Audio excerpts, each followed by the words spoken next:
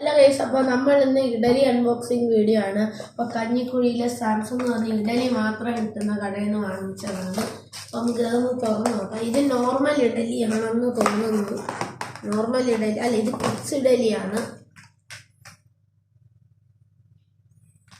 വേറെ ഉള്ളത് പൊടി ഗീ ഇഡലിയാണ്.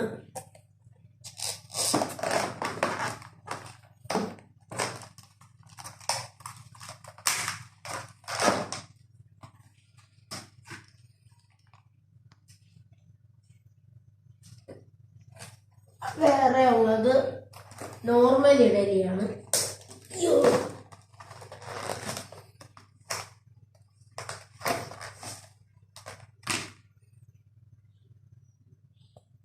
പിന്നെ ഇത് മിനി ഇഡലി ഉണ്ട്, 18 പീസ് വരുന്നത്.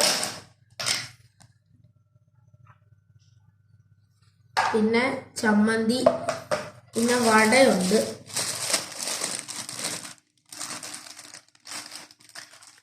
പിന്നെ ഇവിടെ നമ്മൾ ഉണ്ടാക്കിയ മുട്ടക്കറിയുണ്ട്. മുട്ട അങ്ങനെ കണ്ടോ.